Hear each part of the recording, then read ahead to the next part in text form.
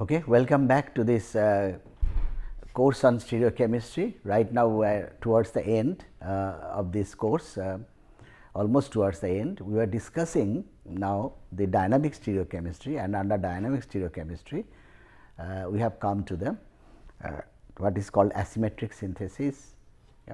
Asymmetric synthesis, sometimes also called asymmetric, because the synthesis is carried out by induction of some group or some center. So, it is sometimes called asymmetric induction. Okay. Now, last time we have seen what are the different types of reactions, stereospecific reactions, stereoselective reactions, and we have gone through the definition. Now, asymmetric synthesis I have also defined, but I have also made a comment that nowadays this stereoselective synthesis and asymmetric synthesis are continuously used as if they are the same. There are slight differences when the stereoselective synthesis is meant to form a chiral compound. When a stereoselective synthesis reports the synthesis of a chiral compound. So, if it leads to the synthesis of a compound in chiral form, then that is called that is a stereoselective synthesis. This is also called in traditionally it was called stereoselective synthesis, but it falls under the broad category of asymmetric synthesis. So, again I repeat that whenever you are making a compound and you see that the end result of your reaction is that you are making a compound in chiral form, in one chiral form, then we say that you have achieved a stereoselective synthesis, but that is same as saying that you have achieved what is called an asymmetric synthesis.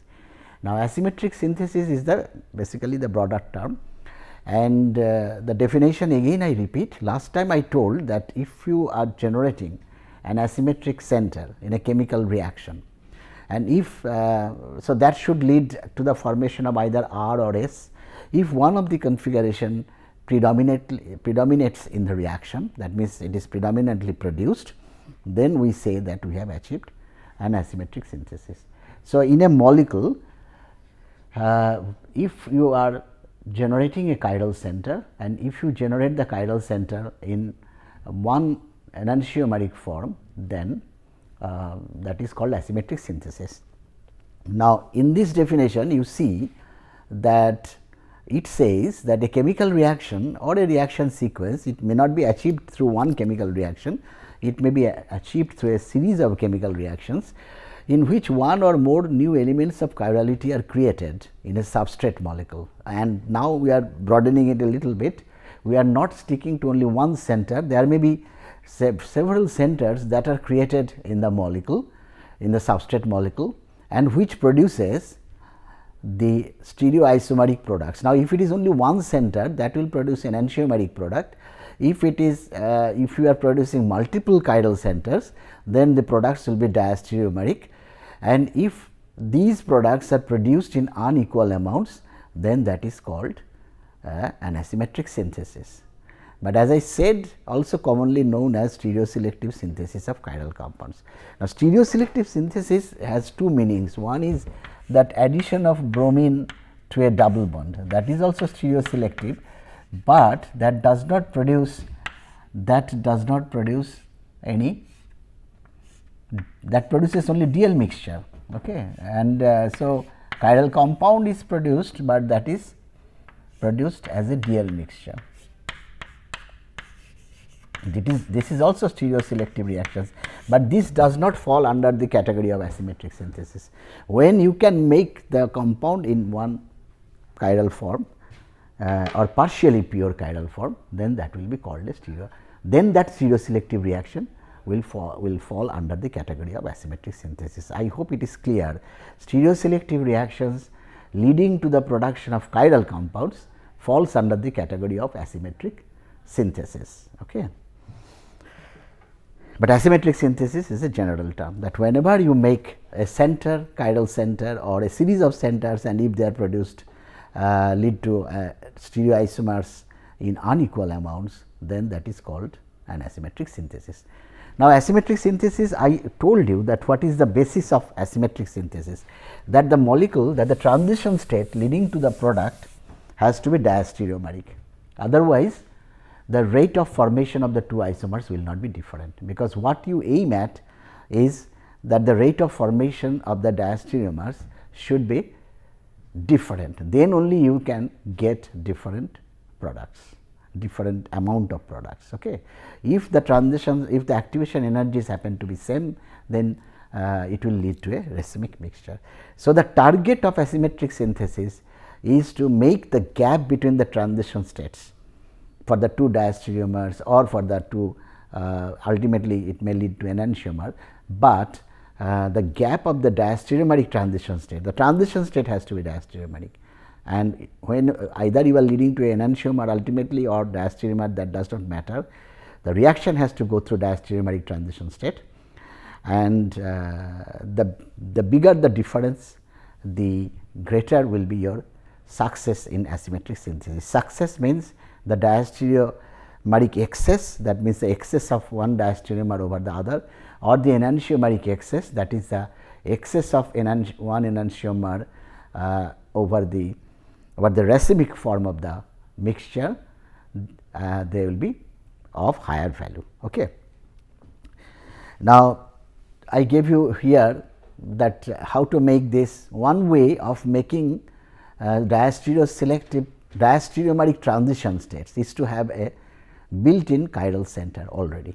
If you have a built-in chiral center and which is in a particular form R or S, then what happens? The transition states that will be generated by the approach of the nucleophile to this, suppose the X is oxygen, to the carbonyl carbon will be diastereomeric to the transition state which is obtained when the nucleophile approaches from the bottom side. Okay. So, now we have two different transition states. So, there is a possibility that the two isomers will be formed in different amount. Okay.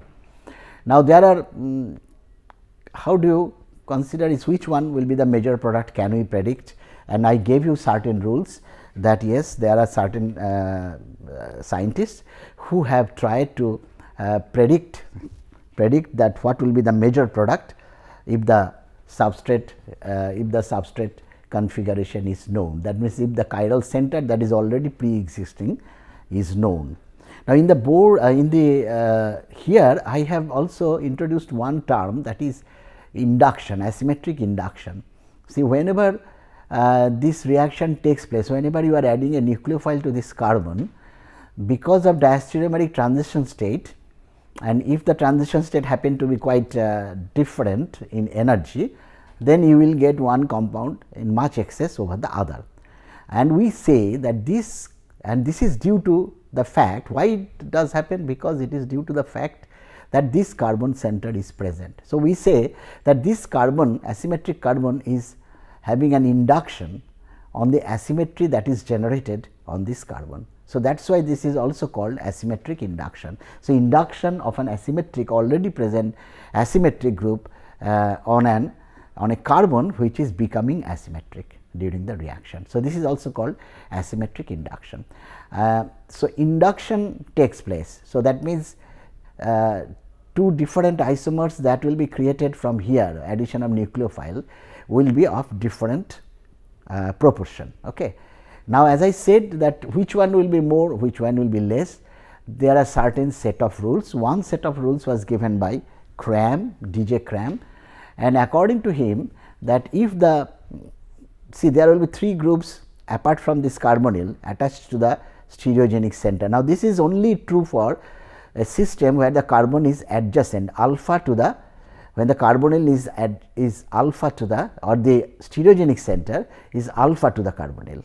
Okay, then only this rule is applicable. If it is little bit far away, then this rules does not hold. So, we are only sticking for the compounds where there is an alpha stereogenic center attached to a carbonyl system.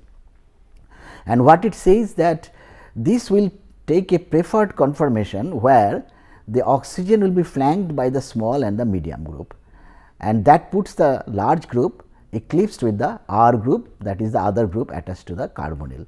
And now, according to Cram, that if that the nucleophile approaches preferentially from the side of the smaller group.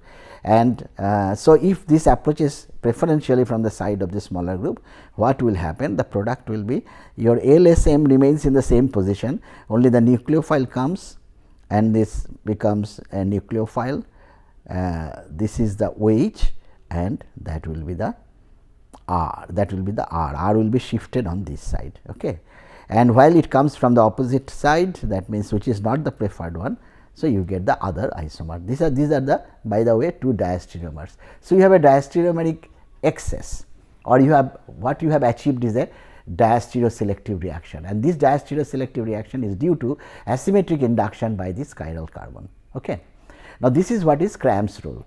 Now, there are other rules. Felkin-Anh, they differed from Cram. They said the actual preferred conformation is one where the large group is perpendicular to the orthogonal to the carbonyl group, and that is the preferred one. So, if you have the same compound, so according to Felkin-Anh, so you have to put the large group perpendicular to the carbonyl R axis. Okay. If you take a Fisher projection, a Neumann projection, and then what happens? You are left with S and M, and see this is equivalent to this. How do you know? Because the carbonyl is placed on the top. So, what you have to do? You just see on seeing from this side, what is the direction of motion as you go from L to M to S. So, that is clockwise. So, L to M to S. So, once you put L, you know this is M, this is S, because that should be clockwise. So, that is the easiest way to conceive this. You do not have to think much. If you put the carbonyl, then just see from this side and what is the sequence as you go from L to, or the direction as you go from L to M to S. And this is see there are two possibilities now. L can be orthogonal on this side also, but that puts the M on the right in front of the R. So, this is because of more steric hindrance here. So, this will be less favored and this will be favored conformation. So, now the carbonyl, now the nucleophile attacks here on this molecule and the OH goes there and the nucleophile comes here. I told you about the Birgit-Dunich principle, that the nucleophile actually approaches around 107 degree, which is close to the actual angle after the once the reaction takes place, when the carbon changes the hybridization from from sp2 to sp3. So, that is the Birgit-Dunich trajectory. Okay. So, it should actually approach from around 107 degree like this. Okay. So, carbonyl will remain almost in the same position, only the R will shift here and the nucleophile will come here. So, that is Felkin-Anh model. Now, there may be systems where both the rules are not applicable as per the earlier system. See, if you have a system where there is a dipolar group, a chlorine, where is this is called a dipolar model. So, already there is a dipole, that is the carbonyl, and suppose the next adjacent carbon, that means the stereogenic center has a chlorine. So, now if you have a chlorine, so what happens? These two dipoles will tend to be aligned in an anti fashion, and that gives the most stable conformer. Okay. So, this is what is Cram's model. So, Cram said that Cram's model. So, earlier Cram said that L should be opposite to the carbonyl, but now according to this model, X should be opposite to the carbonyl in order to have less repulsion. So, ultimately if that is the case, then wherever be the S, from that side the nucleophile will attack and you will get the product. Okay. We will do some problems now to show the application of this. So, this is also called Conforth. I think this was given, Conforth improved Cram's model in this dipolar system. In case of Felkin, the same thing is there. If you actually try to apply Felkin's model on this, according to Felkin, that if there is a earlier Felkin's model, we have seen that the large group has to be placed orthogonal to the carbonyl. In case of the halogen, which is a polar group, so you have to put so they have modified their hypothesis and said that the chlorine, or if there is any dipole like this, then that dipole has to be placed orthogonal to the carbonyl. So, in that case the large group is not the dominant factor, it is the polar group which takes the orthogonal position to the carbonyl. Okay. Interestingly, both the models lead to the give rise to the same products. Now, another system or another situation that can happen, that in the chiral center you have a heteroatom and which is in a position to form a chelate complex when the reagent approaches, because many of these reagents are like methyl lithium or metal mediated reagents like methyl lithium, butyl lithium or titanium compounds. So, in that case what happens, your heteroatom, even if it is whether it is large or small or medium, you have to place it syn to the carbonyl, so that this chelation is possible. Okay. So, now if you transfer it to the Cram's model, so in this Cram's model, modified Cram's model, which is called Cram's chelation model. So, what you have, this is the carbonyl. In the original Cram, L should be opposite to the carbonyl. In the polar dipolar system, the dipole should be opposite, that polar group should be opposite to the carbonyl. In case of groups which are able to form chelate like the heteroatoms, then the heteroatom should be syn to the carbonyl, and if that is the case, then whatever conformation you get, that the nucleophile will come from the side of the small group. So, this is an example which is not drawn according to the Newman, but this you can say that there is a center which is chiral center and there is carbonyl, and then you have CH2OH. So, in this case obviously this titanium reagent will form a complex in this direction, and now you have the small group here on the top and the large group, comparatively larger group at the bottom. So, the nucleophile will approach from the top face. Okay. So, this is an example of that Cram's chelated model. Okay. Finally, there was another system. I told you that Cram's model is applicable to systems where carbonyl is alpha, where the stereogenic center is alpha to the carbonyl system, where the stereogenic center is alpha to the carbonyl system. Now, you can have a system where the reacting carbonyl is quite far away, interestingly in this molecule.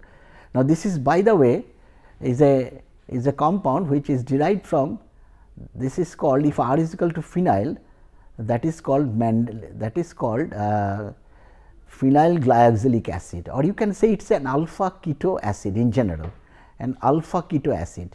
And if you make an ester with an alcohol, so you get an ester linkage and a pure carbonyl linkage and the whatever R group you have, it may be phenyl, it may be other groups. Okay. Initially it was done, the experiment was done with phenyl, R was phenyl. Now, what happens, even if this chiral center is far away, now there is a rule which is called Prelog's rule, that this molecule is somehow influenced by the presence of this carbonyl. And what Prelog says, that now this molecule will adopt a conformation in which this carbon and the large group, carbon large group bond, this bond will be syn to the carbonyl carbon. Okay. See, there are two carbons, carbonyl carbons, one is the ester carbonyl, another is the plain carbonyl. Okay. This is ester carbonyl. So, what he says, that the carbon and the large group bond should be syn to the ketone carbonyl. Okay. And then if you add a Grignard reagent, suppose R dash MgX, then you have now two other groups, small and medium. So, the Grignard reagent will now approach from the side of the small group. This was called the Prelog's rule. You have heard of Prelog, because Carl Ingold Prelog. Prelog is a very famous well known stereochemist, and he was awarded the Nobel Prize for his work on stereochemistry, including all these things. So, Prelog's rule, where he started, and this Prelog's rule became very important, because earlier days it was very difficult to know the configuration of naturally occurring compounds. I told you the naturally occurring compounds exist in one enantiomeric form.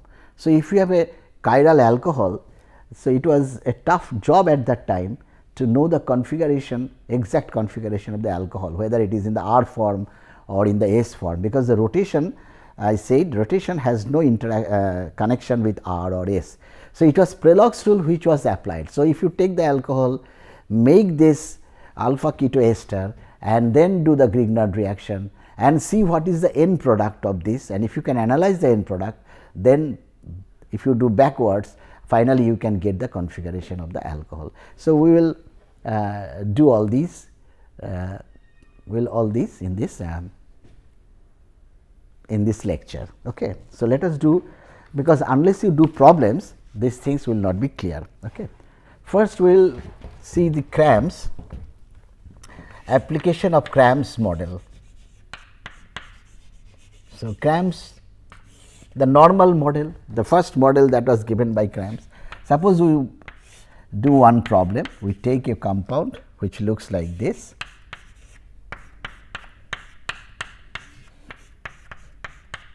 and this was reduced with sodium borohydride. The question is, what is the measure product? Okay. What is the measure product? So, how do you do it, solve it? Only the first thing you do, you have to draw a Newman projection. Okay. Put the carbonyl and then here is a methyl. So, it is a methyl ketone. Okay. And then you have to put the bigger groups, the biggest group, that is the phenyl, which is anti to the carbonyl, because this is not a case of chelation, this is not a case of polar substituent. So, you can apply the Cram's normal model. Okay. And then you have two groups, methyl and hydrogen. Now, this methyl is actually, it is written in Fischer projection. So, this methyl is alpha, this hydrogen is also alpha, and this phenyl is beta. So, now if you look from this side, you can tell that the methyl, phenyl, methyl, hydrogen, that is actually going in a clockwise direction, and you have drawn the Fischer Newman projection such that this carbon is at the top. So, same thing will be maintained. So, you have phenyl, then methyl will go into this side, sorry, not here, methyl will be on this side and hydrogen on this side. So, that is the, because your phenyl, methyl, hydrogen is in clockwise direction. Okay. And then, so once you have fixed that, so this is your the preferred conformation. Now, you know that your nucleophile, see, which is suppose the borohydride, we have said. So, borohydride complexes with this, and then it approaches from the side of the smaller group. So, this is the small and this is the medium. So, preferential attacks takes place from the side of the medium group. So, now what you get is your bottom three groups remain the same, the methyl, the H and the phenyl. Only thing you have to do some changes in the, so that is OH, this is methyl. You have to follow the Bargy-Dunich principle. So, carbonyl remains almost in the same position, pushing the methyl here. Now, question is, what is this compound? So, you can, so this is the measure product, that is you can stop here, but if you want to know whether it is trio and erythro, that you can work out by putting the trio-erythro in the zigzag conformation. Trio-erythro has a problem, I told you that in the Fischer projection you have trio-erythro nomenclature, which does not match with the zigzag conformation. Okay. So, let us or you can now you can say syn and anti, that will be actually better. So, in syn and anti, what you do, you have to place the carbon chain in the opposite in a zigzag fashion. Okay. So, put this methyl here, the phenyl there, and the OH. So, first check the methyl here, then OH there and H here, and the other the phenyl remains at the same position. So, hydrogen and this is methyl. Now, you see that if you draw a zigzag conformation, so basically the methyl, then this and the phenyl. So, this is phenyl, this is methyl, and then you have this is the scenario. So, in methyl you have, when you look, you have OH to the right. So, OH to the right and H to the left, and in the phenyl you have H to the right. So, you have H to the right and your methyl is to the left, that means alpha.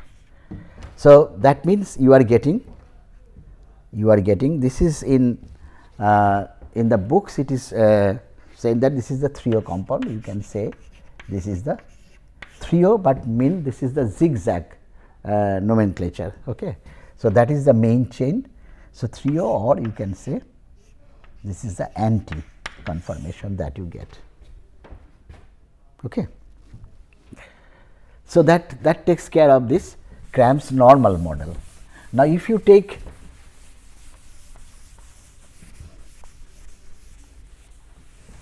the chelation model,